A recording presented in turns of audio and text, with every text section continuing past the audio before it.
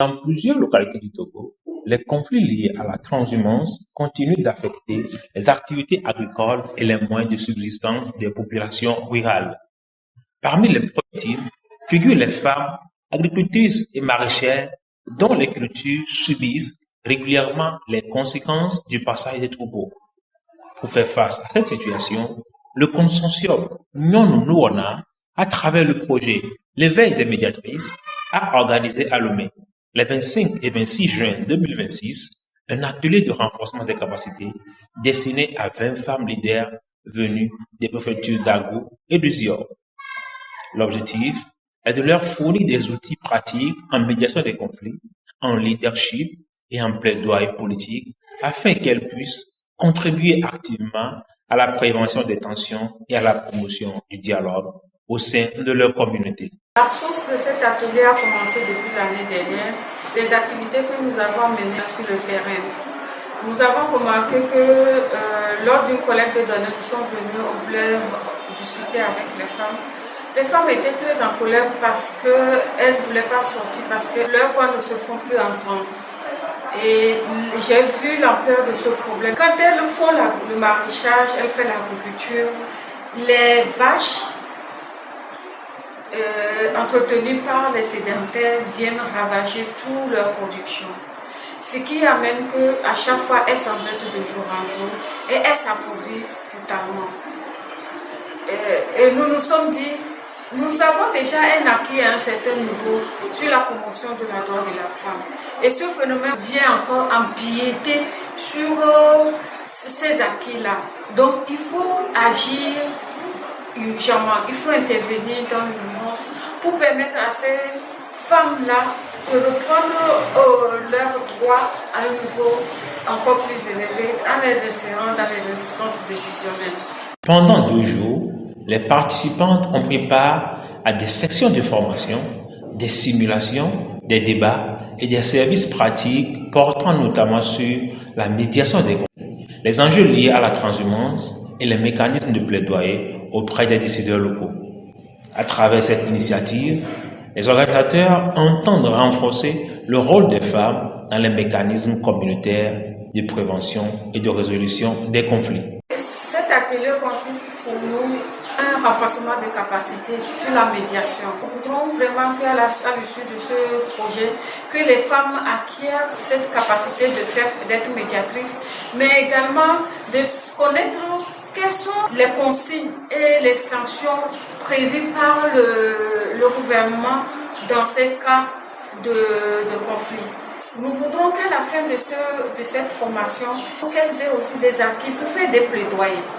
Il ne s'agira pas seulement d'un plaidoyer de cette activité, de ce projet, mais au-delà de ça, qu'elles acquièrent des attitudes pour pouvoir mener des plaidoyers au sein de leur communauté, aller vers le gouvernement local de leur localité pour pouvoir discuter de tout ce qui ne va pas et faire des plaidoyers.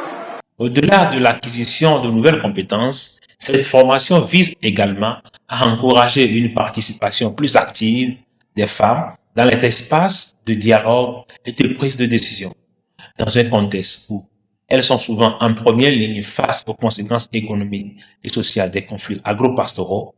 Leur implication est considérée comme un facteur essentiel de cohésion sociale et de paix durable. Le leadership voudrait maintenant qu'elles se renforcent, qu'elles croient en elles, qu'elles ont confiance en elles pour dire qu'elles aussi, elles peuvent contribuer à résoudre ce problème.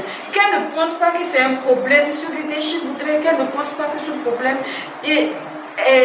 appartient à d'autres, mais qu'elles se laissent appartenir et qu'elles peuvent être une solution à ce problème. Ce leadership voudrait également que ces femmes-là, dans leur dynamisme, continuent à mener des actions en tant que femmes pour résoudre ce problème de conflit avec les éleveurs et les agriculteurs. Pour les initiateurs du projet, les femmes disposent d'une connaissance approfondie des réalités locales et peuvent jouer un rôle déterminant dans la recherche de solutions concertées entre agriculteurs, éleveurs et autorités locales. À terme, l'ambition est de voir émerger un réseau de femmes leaders capables d'agir comme médiatrices au sein de leur communauté et de porter les préoccupations des populations rurales auprès des instances décisionnelles. Ces acquis vont les permettre d'intervenir à la suite de deux grandes activités phares de ce projet. Il s'agit dans un premier temps du plaidoyer pour intégrer les comités préfectoraux de la transhumance. Elles vont aller vers on va les introduire avec les autorités locales, elles vont discuter et elles vont emmener les autorités à comprendre qu'il faut qu'elles participent à cette prise de décision. Il est très important, ces acquis vont leur permettre de pouvoir s'exprimer. À la suite également de cette formation de 2 jours, elles vont pouvoir émettre des émissions radiophoniques dans leur localité pour sensibiliser la communauté en ce qui concerne les consignes prises à ce niveau-là.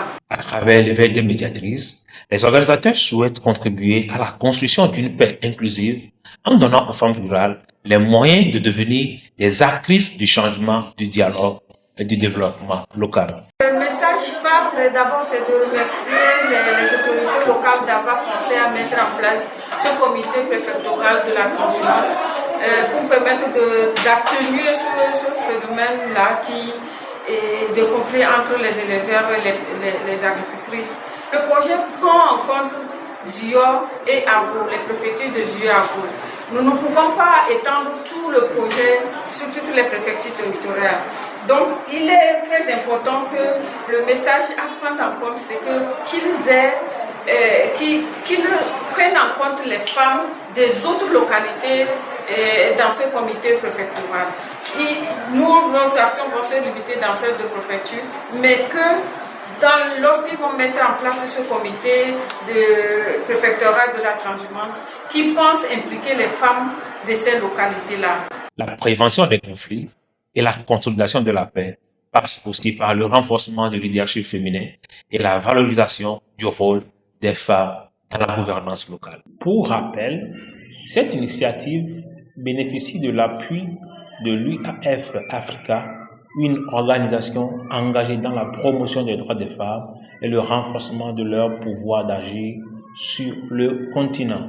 À travers ce partenariat, le projet entend favoriser une participation plus active des femmes rurales aux mécanismes de prévention et de résolution des conflits, tout en renforçant leur capacité à influencer les politiques et les décisions qui touchent à leurs conditions de vie.